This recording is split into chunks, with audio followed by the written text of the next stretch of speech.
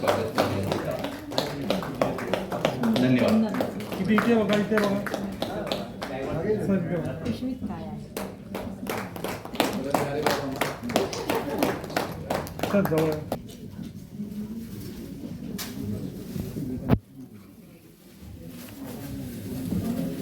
माशाची sir असं माग पुढे किती झालं तर आणतो ना मागे. तर ते मागे आहे ते त्यांना बघा. तर एक मिनिट.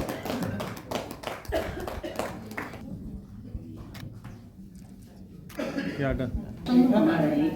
नीलम व्यासपीठ या लेखसंघ येस. आमंत्रित करते प्रद्युगन भल्ला यांना. त्यांनी या पुस्तकाचे विमोचन करा. तर आजच्या कार्यक्रमामध्ये एक इंग्लिश अशा 3 ठोकरे आपका जीवन बदल दे. संपादक नीलम त्रिक. भी लुटा जाएंगे और सारे जहां में नाम कमाती हैं बेटियां.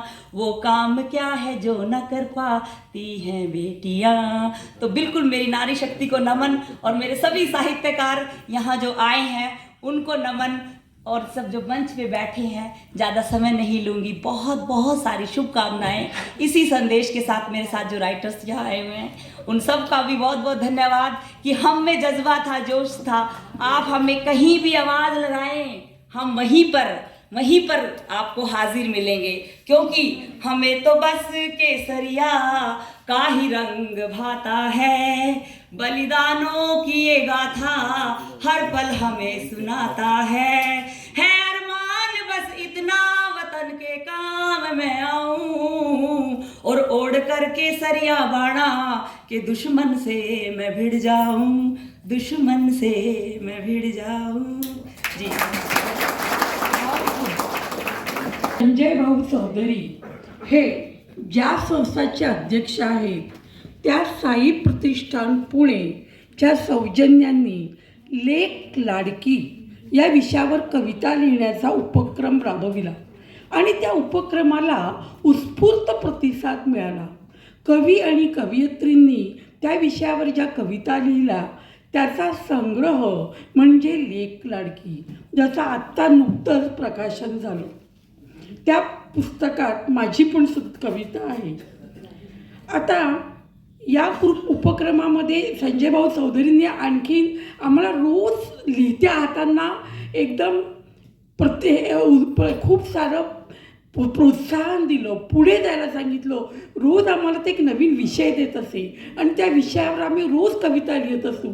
त्यातून माझ्या बहरल्या शब्दकळा या पुस्तकाचं मी प्रकाशन केलं. आपल्या पुरुषप्रधान संस्कृतीत मुलींना कमी लेखलं जाते, पण मुली या काही मुलांपेक्षा कमी नसतात. असं कुठलं बरं क्षेत्र आहे जे मुलींनी पादाक्रांत केलं नाही.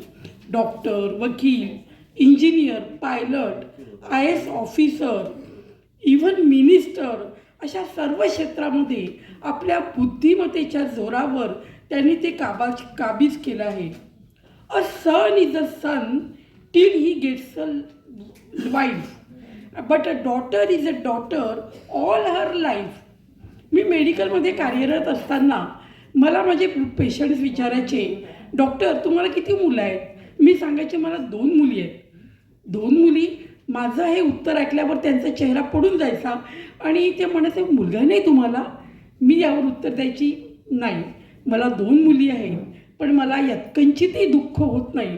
उलट मला माझ्या मुली हुशार आहेत, शिकलेल्या आहेत, याचा मला अभिमान वाटतो. पुरुषांचंच काय तर कधी कधी स्त्रियांनासुद्धा मुलगा असावा असं वाटत असतो. माझ्या पाहण्यामध्ये एक स्त्री आली जी विवाहित होती आणि ती प्रेग्नंट होती. तर तिने काय केलं, प्रेग्नन्सीमध्ये आम्ही मुलांची तयारी करतो कपड्यांची आणि चुकून तिला मुलगा नव्हता, मुलगी झाली. मुलगी झाल्यावर ती डिप्रेशनमध्ये गेली. म्हणजे बघा, स्वतः एक मुलगी असून तिला मुलगी झाल्यावर ती डिप्रेशन गेली. पण तिने हा विचार केला ना की माझ्या आईला पण मी मुलगी कशी घटना घेतली.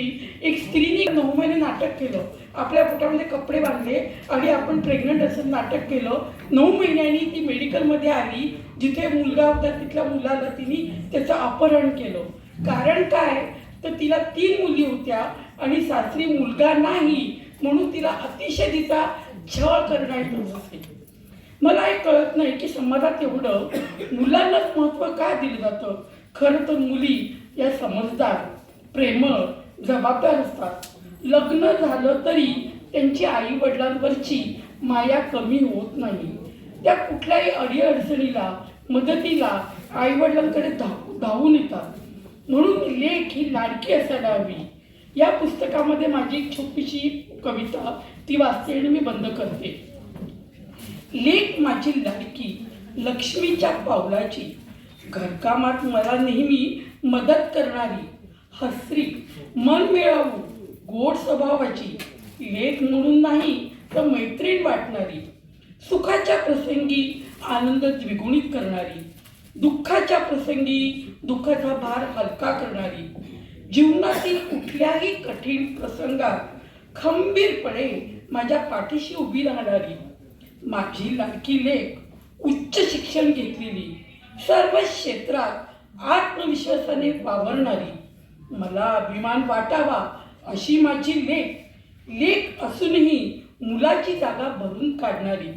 लोक मुलालाच अतिमहत्त्व म्हणून हट्ट का धरतात. खरं तर लेकींनाच मातापित्यांची खूप चिंता असते. तरीही काही वेळा जन्माच्या आधीच कळी का फुरटतात. मी लेखू नका, प्रेमाने मायेने त्यांचं संगोपन करा. ती तुमच्याकडची लक्ष्मी आहे. तिच्यामुळे तुमच्या घराला घरपण येतं आणि तुमच्या जीवनात आनंद भरण्याचं काम ही लेखच करत असते. म्हणून लेख ही लाडकी. चोपडे, कोल्हापूर. गुरुदत्त शुगर मिलचे कर्मचारी असून सकाळ कोऑपरेटिव्ह सोसायटीचे संचालक, नंदादीप हायस्कूलचे संचालक, जय किसान भाजीपाला संघ नांदणे संचालक आपल्या मौलिक सामाजिक कार्यासाठी आपल्याला समाजभूषण पुरस्काराने सन्मानित करत आहोत. उगवल्यानंतर तेच रूप आपल्याला बियाण्याने भरलेलं कणीस देतं. समाज सेवेचंही तसंच असतं.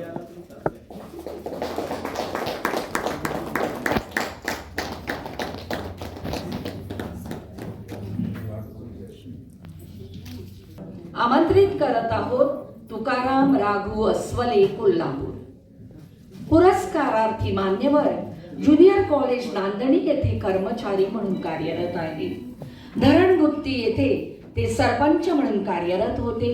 ते वधूवर सूचक मंडळचा सेवक वर्ग कोऑपरेटिव्ह सोसायटीचे माजी उपाध्यक्ष असून शिरोळ तालुका बीज उत्पादक सह शेतकरी संघाचे चालक आहेत. सामाजिक कार्यकर्ते आहेत. त्यांच्या कार्यासाठी समाजरत्न पुरस्कार देऊन सन्मानित करण्यासाठी आमंत्रित करत आहोत गोव्याचे माजी उपसभापती माननीय श्री शंभूभाऊ यांनी आपल्या शुभ हस्ते हा पुरस्कार प्रदान करावा. यानंतर काव्य देऊन सन्मान करणार आहोत कवींचा, लेखकांचा. लेखावर यावे. आजचे प्रमुख पाहुणे श्री श्यामसुंदर गायकवाड सरांनी आपल्या शुभ हस्ते हा पुरस्कार प्रदान करावा. सर एक मिनिट. हो सर, एक सेकंड. हो, तुम्ही डिस्टर्ब करता मला. दिशा मिळावी की जीवन संपन्न होते. मान्यवरांचे विचारही तसेच मौलिक. विश्वशांतीचा संदेश घेऊन आलेले, गोव्यात शांतता नांदावी म्हणून ईश्वराकडे प्रार्थना करणारे आमचे सन्मित्र आदरणीय संजय भाऊ चौधरी, भाऊ नाईक, माजी मंत्री प्रकाश वेळीप, त्याचप्रमाणे श्यामसुंदर गायकवाड, समाजसेवक आणि उद्योजक, महनीय व्यक्ती, बंधू भगिनीनो. आज 2 ऑक्टोबर, ते 2 महान नेत्यांची आज जयंती. राष्ट्रपिता महात्मा गांधी आणि भारताचे दुसरे प्रधानमंत्री लालबहादूर शास्त्री. ह्या दोन्ही विभूतींना विनम्रपणे प्रथम मी अभिवादन करतो.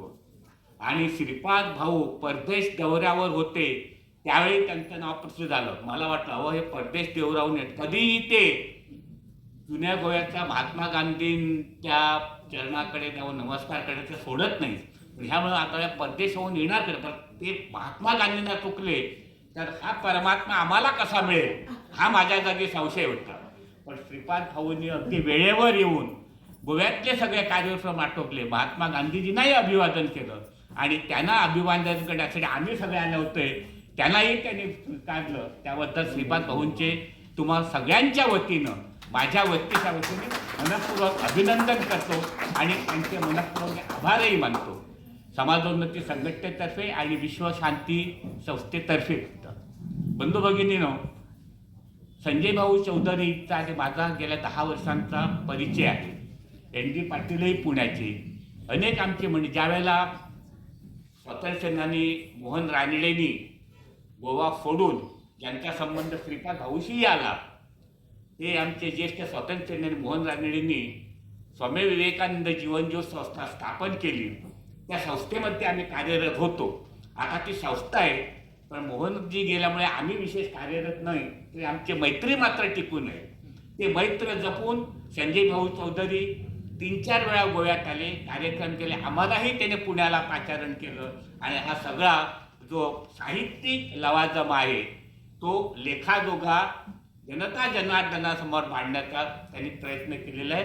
मी त्यांना सुयश चिंतितो. त्यांच्या कार्य असंच पुढे राहूया असं मी ईश्वराकडे प्रार्थना करतो. त्यांनी मला थोडक्यात बोलायला सांगितलं म्हणून मी आता थोडक्यात आटोपतो. तर जय हिंद, जय हिंद. प्रकाश बेळी सर यांना या प्रसंगी त्यांनी थोडक्यात व्यक्त व्हावी.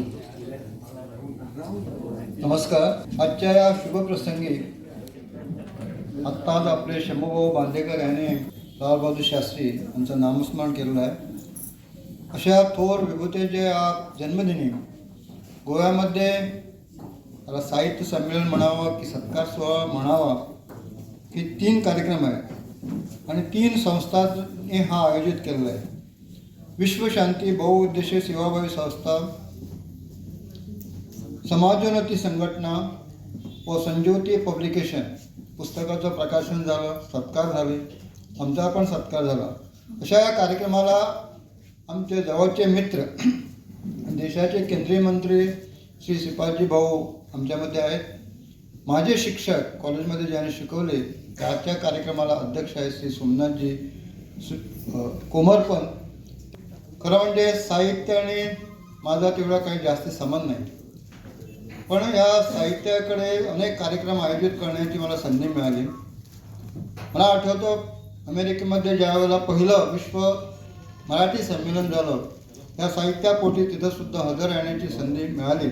आपले पाटील जे आहेत त्यांचं आमचं अधूनमधून बोलणं चालू असतं, एकमेकाकडे संवाद असतात.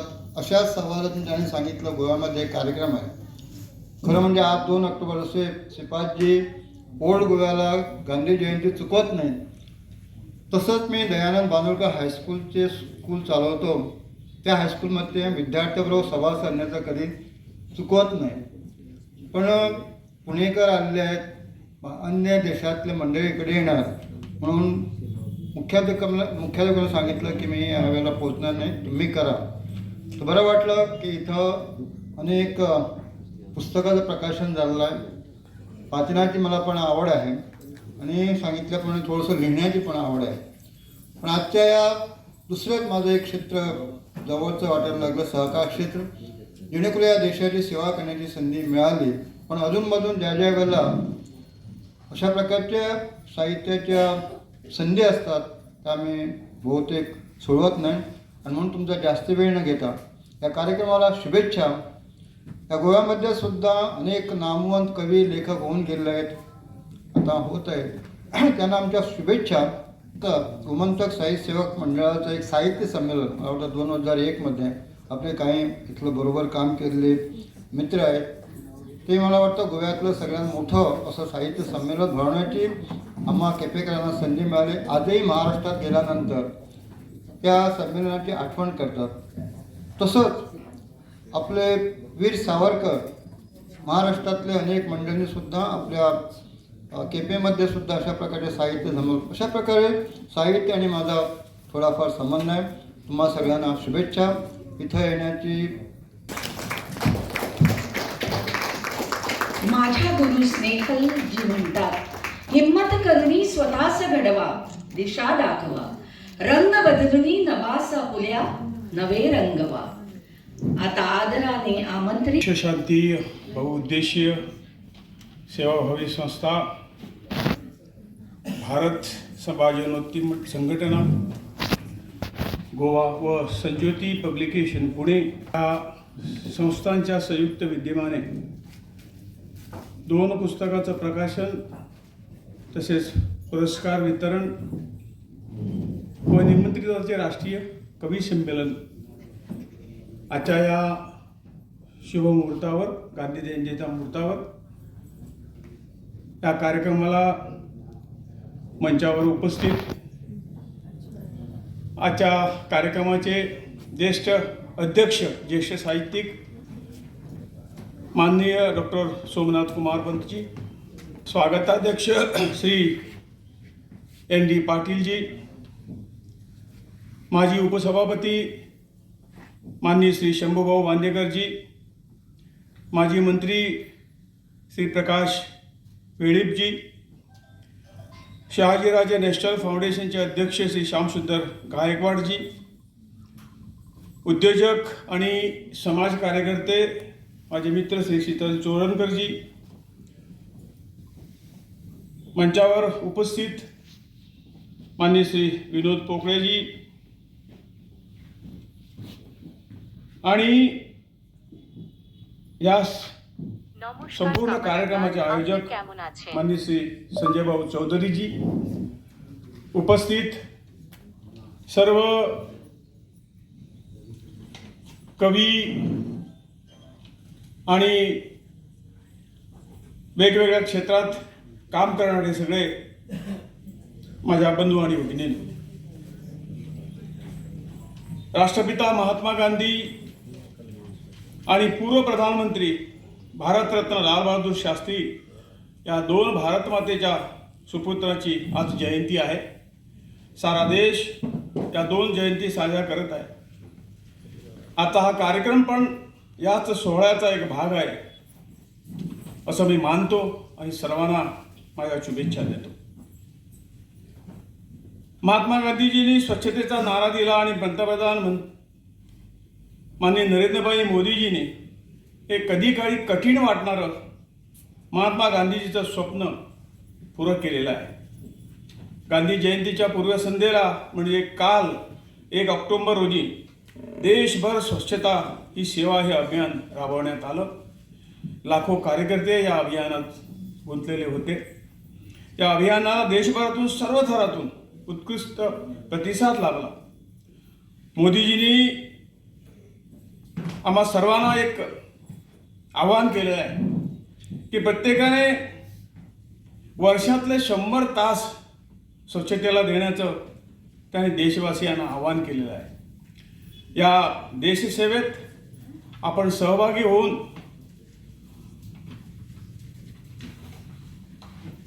आपण या स्वच्छता मोहिमेत दिवसातील काही मिनिटं किंवा तास, कमीत कमी 1 तास देऊन हे स्वच्छता अभियान फक्त 2 दिवस किंवा 1 दिवस नव्हे, परंतु वर्षभर हे करून आपणही आपल्या स्वतःलाही सवय लावून घ्यावी.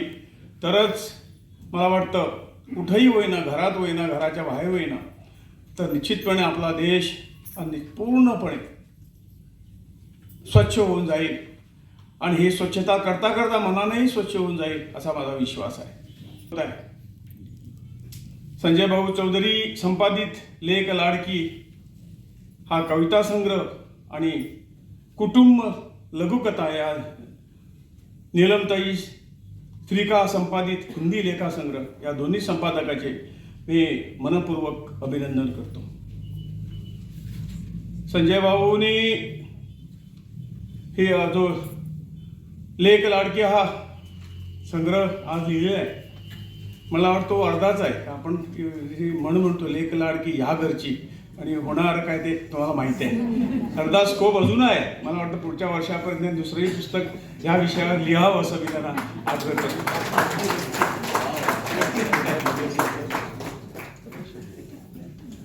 नीलमताई त्रिखा यांनी संपादित केलेला लेखसंग्रह मी वाचला नाही, परंतु निश्चितपणे कुटुंब ह्याच्यावर हा लेखसंग्रह है और मैं कह सकता हूँ जिस तरह से उन्होंने अपनी कविताएं हमारे सामने रखी, राष्ट्रभक्ति से कूट भरा हुआ उनका दिल हम सबको आगे मार्गदर्शित करेगा और इनके इस तरह के काव्य संग्रह हमें बार बार पढ़ने को मिलेंगे ऐसे मैं आशा करता हूँ और फिर एक बार उनका अभिनंदन करता हूँ. लेखन ही कठोर साधना आहे, माँ सरस्वतीची साधना आहे असं मी मानतो.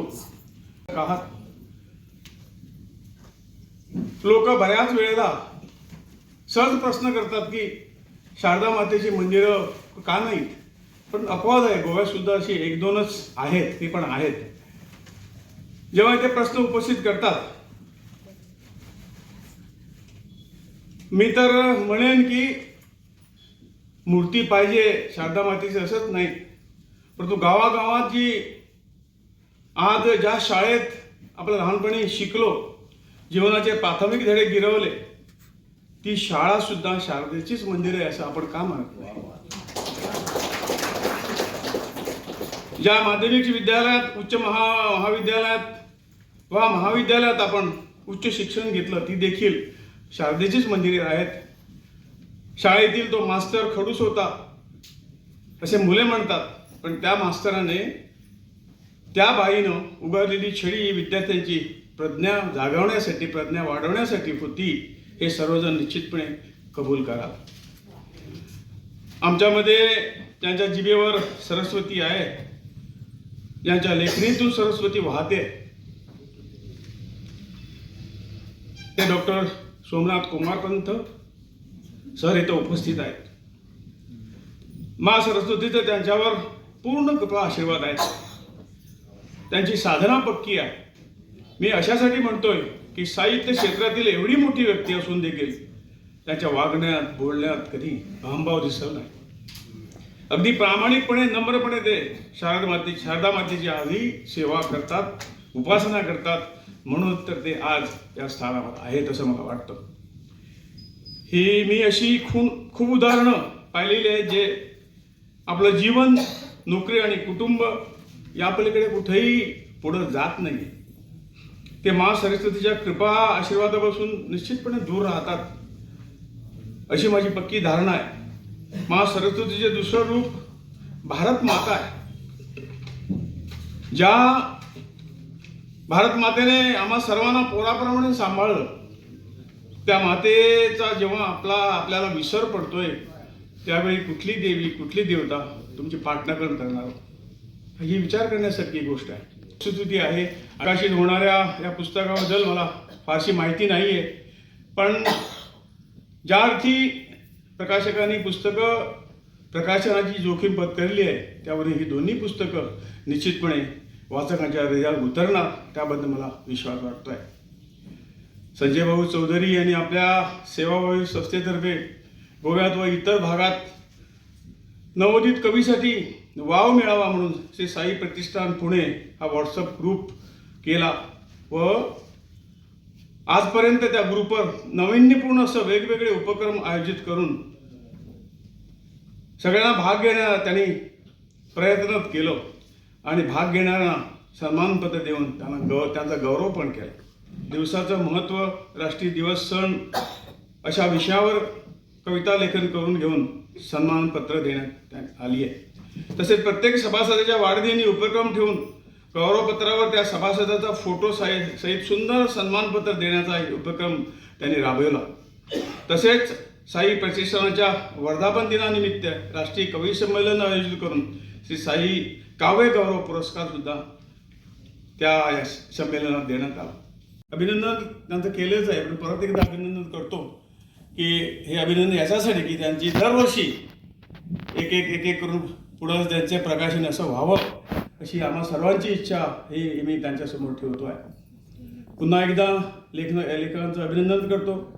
वाचकांच्या ज्ञानात ही दोन्ही पुस्तकं अधिक भर टाकणार आहेत आणि ती टाकावी ईश्वराकडे प्रार्थना करतो. आणि मला इथं बोलवायल्याबद्दल शिवदासजी यांनी आपले विचार थोडक्यात मांडावे. कोणी कोणे बरयलें ना कोणें कोंकणीची साहित्य अशें आहे आमचे भायल्यान महाराष्ट्रांतल्यान जे कोण साहित्यीक कवी आयल्यात तांकां कळपाक जाय. हांव basically I am a Konkani literary person. Sahitya Akademi awardee जरी असलो तरी मेनली रायट इन कोंकणी, त्या भायर मराठींतल्यान बरयता. तर बंधू भगिनीनो की आजच्या ह्या कार्यक्रमात मी खरं अनाहूत पावूंक आहे. I was not invited for this. म्हणजे he was trying to invite me but I could not.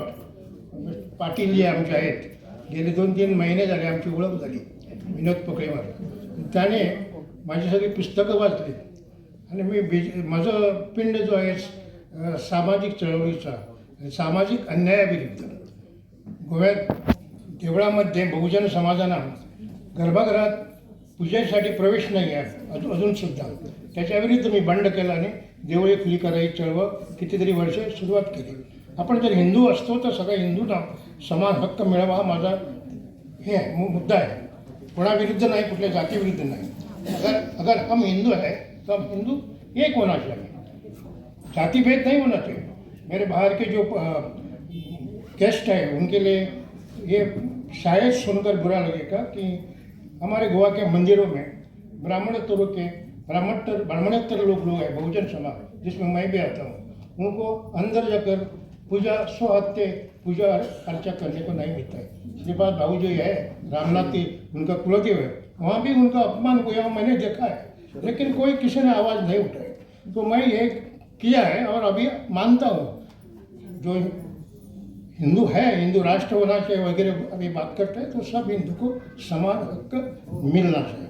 तर भावानं श्यामसुंदर गायकवाड सर यांना अध्यक्ष शहाजीराजे नॅशनल फाउंडेशन सरांनी थोडक्यात व्यक्त व्हावे.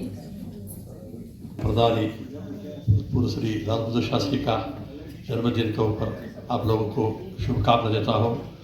वो बड़े लोगों का आशीर्वाद हमारा देशवासियों को चाहिए.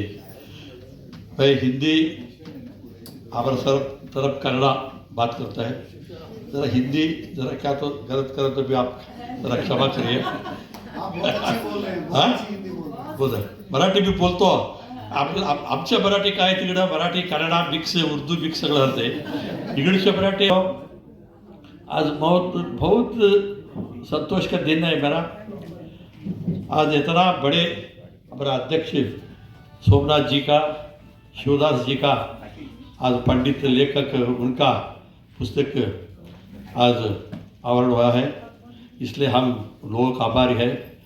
मैं आज हमारा भूतपूर्व मंत्री महोदय, मैं पहले भी उनसे मिले थे दिल्ली में. हम मराठा का टीम लेकर गए थे साहब का साथ. साहब मराठा को क्या तो जरा करो. साउथ इंडिया में एक मराठा एक मंत्री है, एक MP है, राज्यसभा है, ऐसा करो. नरेंद्र मोदी को भी हमें ये करो.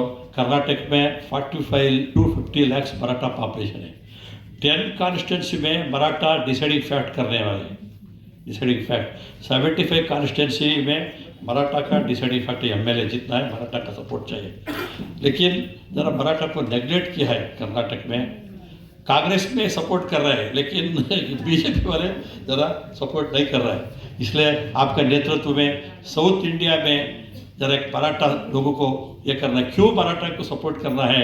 आज मंच पर बैठे हुए हमारा डिप्टी स्पीकर शंभू जी है और प्रकाश जी है, हमारा विनोद जी है, हमारा एक कार्यक्रम आयोजित करने वाले हमारा संजय चौधरी और ND पाटिल और मेरा बहना सभी बहुत अच्छा कार्यक्रम ने बना है. इसलिए मैं उनको लोगों को आभारी है. क्यों मराठा को हमें सपोर्ट करना है? महाराष्ट्र में रायगढ़ में छत्रपति शिवाजी महाराज जन्म हुए थे. उनका पिताजी आदिशाही सुल्तान का पास सेनाधिपति थे. बीजापुर टू तंजावुर तक उनका राज चल रहे थे आदिलशाही का. उनके साथ में राइट हैंड है दंडनायक शाहजी महाराज, छत्रपति शिवाजी महाराज का पिताजी. 1639 to 1661 तक वो बेंगलुरु कैपिटल करके शाहजी महाराज ने रूल किया up to Thanjavur, Bijapur to Thanjavur. Total nearly 30 years राज किए थे, उधर बहुत डेवलपमेंट किया है। और उनका बेटे एकाजी भोंसले, उनका भाई वेंकोजी भोंसले तंजावुर का महाराजा बनाया उनको, एकाजी भोंसले बेंगलुरु का जॉब लेते, शाहजी पर से भी पूरा स्टेट घूम रहे थे। लेकिन घूमने के टाइम में क्या हुआ, वो घोड़े पर गिर गए। गिरने के बाद उनका मृत्यु कर्नाटक में हुआ। उनका समाधि आज भी दावणगेरे डिस्ट्रिक्ट होदिಗೆರೆ चन्नगिरी तालुका चन्नगिरी जयेश पटेल का एक्स चीफ मिनिस्टर का गांव है, उसका बाजू में उसका तालुका में होदिಗೆರೆ बोल को आज भी उधर समाधि है। मैं एक मिनिमम 20 ईयर्स बैक मैं उधर गए, मेरा इतना फील हुआ, छत्रपति शिवाजी महाराज का हिंदू साम्राज्य बना, शिवाजी महाराज का पिताजी का समाधि का बहुत नेग्लेक्ट कर लिए थे। उसके बारे में मैं वो दिन मैं प्रमाण किया। स्ट्रेट अनंत कुमार जी साहब को जानते हैं, अनंत कुमार जी हमारे कर्नाटक का साउथ का MP थे। वो वाजपेयी का, अद्वानी का, नरेंद्र मोदी का राइट हैंड थे। बैड लक, वो कैंसर से वो गुजर गए। लेकिन वो छत्रपति शिवाजी महाराज का आदर्श एवरी डे, मरने का दिन भी वो छत्रपति शिवाजी महाराज का पुष्प पढ़ते थे। उनका घर गए तो बड़ा छत्रपति शिवाजी महाराज का पट्टाभिषेक का आज भी फोटो है उनके घर में भी है। उनका नया घर में मैंने प्रेजेंट किया छत्रपति शिवाजी महाराज का। मैं उनसे जाकर बात किया, दिल्ली गया मैं, साहब छत्रपति शिवाजी महाराज का पिताजी का समाधि कर्नाटक में है, डेवलपमेंट कर रहा है, वो नेग्लेक्ट हो गया है, उधर से भी गाया ये से भी चारा खा रहे हैं, ऐसा मैं बताया। अरे रे क्या छत्रपति शिवाजी महाराज का पिताजी का समाधि कर्नाटक में ही बोला तो वो इमीडिएटली टेलीफोन किया director of general archaeology department Ponnappa बोल को, उसको बुलाया इमीडिएटली, हाफ एन आवर में आ गया। ये देखो छत्रपति शिवाजी महाराज का पिताजी का समाधि कर्नाटक में, ये गायकवाड़ साहब है, क्या बोले वैसा करो। मैं उनको विनती किया, साहब रायगढ़ में है ना शिवाजी महाराज का किला के ऊपर, ऐसा करना है मतलब ऐसा नहीं होता। This is a very archaeology department बोलो तो कौन भी टच नहीं कर सकते, साहब को मालूम है कौन बैठे है। वो सेंट्रल गवर्नमेंट कैबिनेट में स्पेशल आर्डर होना पड़ता है, कैसा करें साहब, क्या तो करना है। इधर बहुत वो सभी नेग्लेक्ट हो गया उधर होता। बाद में वो ये किया, पूरा कांपाउंड डालने के बाद उसको एक गार्डन बनाया, बोरवेल डाले। आज भी हजारों का लोग आज उधर आ रहे हैं, डेवलपमेंट हो रहे हैं। आजू बाजू में कुछ जगह लिया है उधर, नेशनल एकनाथ शिंदे जी 5 लाख भी दिया है उधर डेवलपमेंट के लिए। कर्नाटक सरकार में 2 करोड़ दिया है। कर्नाटक सरकार ने बहुत सपोर्ट करता है। लास्ट टाइम बीजेपी सरकार ने आज छत्रपति शिवाजी महाराज का जन्मोत्सव महाराष्ट्र छोड़े तो सेकेंड इन कर्नाटका मैं फाइट कर को छत्रपति शिवाजी महाराज का जयंती February 19 कर रहा है। 1 करोड़ रुपीस हर तालुका को, हर डिस्ट्रिक्ट को, हर स्टेट में एवरी ईयर चीफ मिनिस्टर गारंट करता है CM को। ऐसा मैं क्या विनती करता हूँ हमारे केंद्रीय मंत्री से, आप छत्रपति शिवाजी महाराज का जयंती राष्ट्रीय कार्यक्रम करो। आप महावीर जयंती बनाते हैं, बुद्ध जयंती बनाते हैं, अम्बेडकर जयंती बनाते हैं, ऐसा ये आज राष्ट्र निर्मापक हिंदू साम्राज्य स्थापक का छत्रपति शिवाजी महाराज का एक राष्ट्रीय कार्यक्रम होना चाहिए। Every year prime minister garland to Chhatrapati Shivaji Maharaj का ये करना चाहिए बोल को मैं विनती करता हूँ। समय बहुत कम है, इसलिए हम नेक्स्ट टाइम हमें आए तो आपके साथ बात करते हैं। सब लोगों को अभिनंदन, thank you, God bless you. संमेलनाचे आदरणीय अध्यक्ष सन्माननीय लेखक, साहित्यिक, गाडे अभ्यासक डॉक्टर सोमनाथ कोमरपंत सरांनी आपले बहुमोल विचार थोडक्यात मांडावेत। सगळा माहोल पाहत असताना आणि या ठिकाणी आमच्या बहिणजी त्यांनी जी कविता सादर केली त्यांच्या पुस्तक प्रकाशनाच्या वेळी, माझ्या मनामध्ये जो विचार आला, जो राष्ट्रभाषा प्रचार समिती वर्धाचा मूलमंत्र होता की एक हृदय हो भारत जननी, त्या मूलमंत्राची मला पुन्हा एकदा आठवण झाली। आणि या कविपीठावर असं सांगावंसं वाटतं, गीत चतुर्वेदी यांच्या शब्दात हे सगळे आपण एकत्र आलेलो आहोत। ते कशासाठी आलेलो आहोत तर हृदयस्थ अशा कवितेसाठी। आणि कविता काय करते बहुभाषिक लोक या ठिकाणी आहेत आणि हे जे व्यासपीठ आहे हे विश्वशांती बहुउद्देशी सेवाभावी संस्था भारत आणि समाजोन्नती संघटना गोवा आणि संज्योती पब्लिकेशनचं आहे. आमच्या आदरणीय श्रीपाद भाऊ नाईक यांनी सांगितलं, अमोघ शब्दात सांगितलं, अप्रतिम भाषेमध्ये त्यांनी आपले विचार मांडले. आणि अशा प्रसंगी आपण जास्त बडबड करून रसिकांचा आणि कवींचा वेळ घेऊ नये.